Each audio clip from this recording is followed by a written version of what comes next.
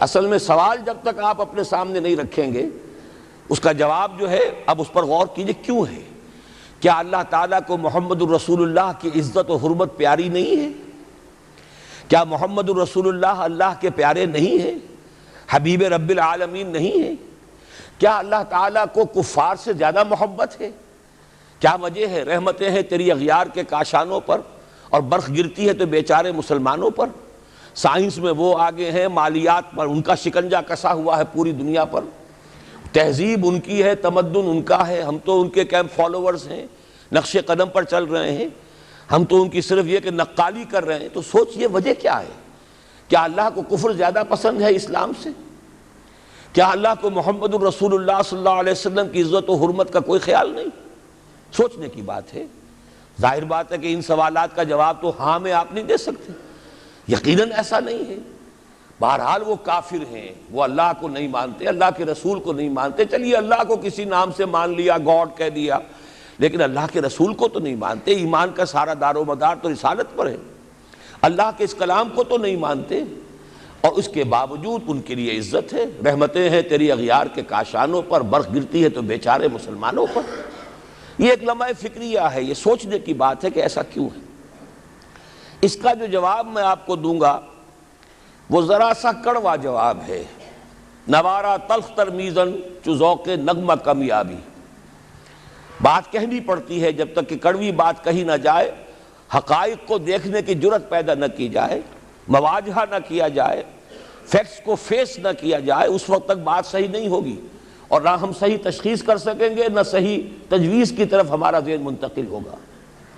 میں بہت سخت بات کہہ رہا ہوں، آج آسمان کے نیچے اس زمین پر عذاب الہی میں گرفتار امت مسلمہ ہے۔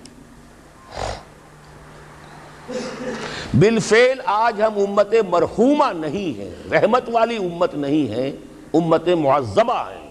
آج ہم پر اللہ کا عذاب ہے۔ وہ کیوں ہے؟ دیکھیے اللہ کا قانون یہ ہے، اور یہ اللہ کی سنت ہے۔ میں نے اپنی ایک کتاب میں اس پر مفصل بہت مضمون لکھا ہے، قرآن کا قانون عذاب۔ ایک عذاب تو آیا کرتا تھا ان قوموں پر جن کی طرف اللہ رسول بھیجتا تھا، اِنَّا أَرْسَلْنَا نُوحًا إِلَىٰ قَوْمِهِ۔ اگر رسول کی بات مان لی تو قوم کے لیے بہت خوشحالی ہے، مبارکباد ہے، اللہ کی رحمتوں کے سائے ہیں، اور نہیں مانی تو بربادی ہے، تباہی ہے، خاتمہ ہے۔ پوری قوم نوح غرق کر دی گئی، پوری قوم عاد ختم کر دی گئی، حضرت ہود کو نہیں مانا۔ پوری قوم سمود ختم کر دی گئی، حضرت صالح کو نہیں مانا۔ عمورہ اور صدوم کی بستیاں ختم کر دی گئی، حضرت لوط کو نہیں مانا۔ آل فرعون غرق کر دیے گئے، حضرت موسیٰ کو نہیں مانا۔ مدین کے علاقے کو تباہ کر دیا گیا، حضرت شعیب کو نہیں مانا۔ یہ بات سمجھ میں آ گئی؟ لیکن جب سے نبوت اور رسالت کا سلسلہ ختم ہوا، اس قسم کا عذاب اب دنیا میں نہیں آ سکتا۔ وَمَا كُنَّا مُعَذِّبِينَ حَتَّى نَبْعَثَ رَسُولًا، ایسا عذاب ہم نہیں بھیجتے رہے جب تک کہ رسول کو نہ بھیج دیں۔ رسول آ گیا، اس نے حق کو بیان کر دیا، بات کو کھول کھول کر مبرہن کر دیا، ہر چیز واضح کر دی، کوئی مغالطے کا امکان نہ رہا۔ جاء الحق وزهق الباطل، ہر شے جو ہے دودھ کا دودھ، پانی کا پانی جدا ہو گیا۔ اب بھی جس نے نہیں مانا تو معلوم ہوا اس میں کوئی خیر نہیں ہے، اب خیر کا فقدان ہے۔ تو اس قوم کو جیسے کہ آپ باغ کے اندر جھاڑو دے کر جب بھی کوئی آندھی چلے تو پتے گرے ہوئے ہوتے ہیں، ان پتوں کو ایک جگہ جمع کر کے دیاسلائی دکھا دیتے ہیں تاکہ یہ پتے جو ہیں یہاں پر بدزیبی کا ذریعہ نہ بنے، تو پوری قوم ہلاک، کَأَن لَّمْ يَغْنَوْا فِيهَا، ایسے ہو گئے جیسے تھے ہی نہیں۔ یہ عذاب اب نہیں آئے گا، اس لیے کہ آخری نبی، آخری رسول محمد الرسول اللہ صلی اللہ علیہ وسلم۔ اس میں ایک استثناء ہے، وہ میں بعد میں بیان کروں گا، ابھی نہیں۔ ایک ایکسیپشن ہے، وہ میں بعد میں بیان کروں گا۔ اب آج جو عذاب آتا ہے، دیکھیے کافروں کے لیے عذاب اصل میں آخرت میں ہے۔ دار العذاب، دار الجزا، وہ تو آخرت ہے، یہ تو دار الامتحان ہے۔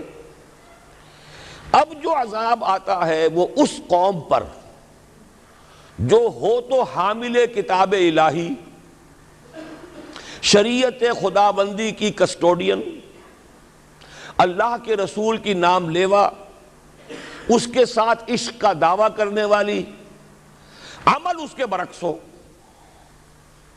حالانکہ اللہ نے اگر اسے وہ مقام دیا، اللہ نے اس کی طرف رسول بھیجا اور اسے رسول کے امتی بننے کا شرف عطا کیا، اسے اپنا کلام دیا، کتاب دی، اسے اپنی شریعت دی، تو کس لیے دی؟ تاکہ اس پر خود بھی عمل کریں، اسے دوسروں تک بھی پہنچائیں۔ وہ گویا کہ اس روئے ارضی پر وہ امت، وہ قوم اللہ کی نمائندہ قوم ہوتی ہے، ریپرزنٹیٹو ہوتی ہے۔ اے انسانوں، ہمارے پاس ہے تمہارے خالق اور مالک اور پروردگار کا قانون، ہمارے پاس ہے اس کی ہدایت، ہمارے پاس ہے اس کی کتاب، ہمارے پاس ہے اس کے رسول کا اسوہ۔ آؤ ہماری طرف، ہمیں جانچو، ہمیں پرکھو، ہمیں دیکھو، ہم واقعتاً اسی کتاب کے مطابق چل رہے ہیں نا؟ دیکھ لو، ہم جو کہتے ہیں وہی کرتے ہیں نا؟ وہی بات تو نہیں ہے کہ لما تقولون ما لا تفعلون، کبر مقتا عند اللہ ان تقولوا ما لا تفعلون۔ آؤ دیکھو، ہم نے اس کتاب کے مطابق، اللہ کی ہدایت کے مطابق کیسا اچھا معاشرہ بنایا ہے، کیسا انصاف ہے، کیسا امن ہے، کیسا بھائی چارہ ہے، کیسی اخوت ہے۔ آؤ دیکھو ہمارے ہاں تقسیم دولت کا نظام کتنا صحیح ہے۔ ایسا نہیں ہے کہ کوئی جو ہے اسے دولت کی بدہضمی ہو رہی ہو اور کوئی وہ ہے کہ جو بھوکا مر رہا ہو، ایسا نہیں ہے۔ دیکھو ہمارے ہاں انسانی شرافت، انسانی عزت، انسانی پریسٹیج اور انسانی حقوق بہتر سے بہتر شکل میں موجود ہیں۔ حریت ہے، آزادی اظہار رائے ہے، سب کچھ ہے۔ یہ کام اگر وہ امت کرے تو اس سے زیادہ خوش نصیب کوئی نہیں۔ پھر دنیا میں اس کو غلبہ ہوگا، دنیا کی خلافت اس کو دی جائے گی، دنیا کی امامت اس کو دی جائے گی، دنیا کی قیادت اس کو دی جائے گی۔ جیسے کبھی اقبال نے کہا تھا کہ سبق پھر پڑھ شجاعت کا، عدالت کا، صداقت کا، لیا جائے گا تجھ سے کام دنیا کی امامت کا۔ لیکن پھر وہی سبق پڑھنا پڑے گا جو صحابہ کرام نے پڑھا تھا۔ جب صحابہ کرام نے وہ سبق پڑھا تھا تو دنیا کی امامت اللہ نے ان کو عطا کی تھی کہ نہیں کی تھی؟ اگر تو اس کے مطابق عمل ہے تو ان سے زیادہ اللہ کو محبوب کوئی نہیں، اور اگر طرز عمل برعکس ہو جائے، کہیں کچھ اور کریں کچھ اور، کہیں یہ کہ قرآن پر ہمارا ایمان ہے اور اس کے قانون کو نافذ نہ کریں، کہیں یہ کہ ہماری تو محبوب ترین شخصیت محمد ہیں اور ان کی سنت کے اوپر عمل نہ کریں صلی اللہ علیہ وسلم، قرآن نے جس شے کو حرام کیا ہے اس پر اس کا استعمال کر رہے ہوں۔ اگر طرز عمل یہ ہو اور یہ طرز عمل اس حد کو پہنچ جائے کہ دنیا تانے دے، یہ مسلمان کہاں اسلام دنیا میں ہمیں دکھاؤ، کہاں اسلام؟ یہ مسلمان کیا اسلام پر کاربند ہیں؟ جارج برنارڈ شاہ نے کہا تھا کہ میں جب قرآن پڑھتا ہوں تو محسوس کرتا ہوں اس سے بہتر کتاب کوئی ممکن نہیں، لیکن جب مسلمانوں کو دیکھتا ہوں تو محسوس کرتا ہوں ان سے زیادہ ذلیل قوم دنیا میں کوئی نہیں۔ یہ کنٹراسٹ ہے جو ہم اپنے وجود سے پیش کر رہے ہیں۔ کیا اس کی وجہ سے لوگ اسلام کی طرف راغب ہوں گے یا اسلام سے متنفر ہوں گے؟ کیا ہمارا منہ ہوتا ہے ہم باہر جاتے ہیں؟ اسی لیے ہم تو تبلیغ، میں تو کم سے کم وہاں جا کر جو مسلمان کھوئی ہوئی بھیڑیں ہیں امت محمد صلی اللہ علیہ وسلم کی، انہی کو ریکلیم کرنے کی کوشش کرتا ہوں۔ جیسے کہ حضرت مسیح نے کہا تھا میں تو بنی اسرائیل کے گھرانے کی کھوئی ہوئی بھیڑوں کی تلاش میں آیا ہوں۔ میرا منہ نہیں ہے کہ میں وہاں کسی امریکن سے بات کروں، وہ یہ کہے گا تم اپنا گھر تو سنوارو، فزیشین ہیل تھائی سیلف۔ تم ایک چھوٹا سا ملک نہیں چلا سکتے، تم نے اس کا بیڑا غرق کر کے رکھ دیا ہے، تم نے اسے کورٹ آف وارڈ بنوا دیا ہے IMF کا۔ ہاں یہاں تو گھڑی گھڑی جو ہے قرقمین آتے ہیں IMF کے اور ورلڈ بینک کے قرقی کرنے کے لیے، ہر روز ایک نئی قرقی ہو رہی ہے، ہر روز جو ہے آج پھر گاڑیوں کا کرایہ بڑھ رہا ہے، بجلی کا کرایہ قرقی ہو رہی ہے۔ عوام کے اندر جو بھی رہا رہ گیا اسے بھی چوسنے کا اور کشید کرنے کے لیے ایک حکومت کو گرا دو، وہ تو بدنام کر دی گئی، دوسری حکومت لے آؤ اس کے ہاتھوں کچھ کام کروا لو، وہ بدنام ہو جائیں گے تو ان کو بھی ہٹا دینا۔ ان کا کیا کھیل ہے؟ یہ کھیل کھیلتے رہیں گے اور اس میں یہ ہے کہ اپنی قرقیاں کرتے چلے جاؤ۔ یہ حال اب کیا میرا منہ ہے کہ میں جا کر وہاں بات کروں؟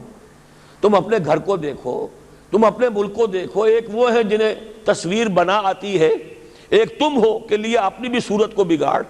ایک ہی ساتھ تم آزاد ہوئے تھے، ہندو بھی تھے کہ نہیں تھے؟ انہوں نے اس ملک کو بنایا ہے، اپنی معیشت کو، اپنی اکانومی کو اپنی بنیادوں پر، اپنے پاؤں پر، اپنے پیروں پر کھڑا کیا ہے۔ آج جو ہے وہ ایک منی سپر پاور بن چکا ہے، اور وہ کہ ڈرتا تھا پاکستان دو طرف سے ہمیں جو ہے قابو میں کر لے گا۔ پہلے تقریباً 20 برس جو ہیں ہندوستان کے، بھارت کے کانپتے ہوئے گزرے ہیں پاکستان سے، اب 30 برس سے جو صورتحال ہے وہ آپ کو معلوم ہے۔ تو صورت یہ ہے کہ جب کوئی قوم جو امت مسلمہ ہو یہ طرز عمل اختیار کرتی ہے تو عذاب اس پر آتا ہے۔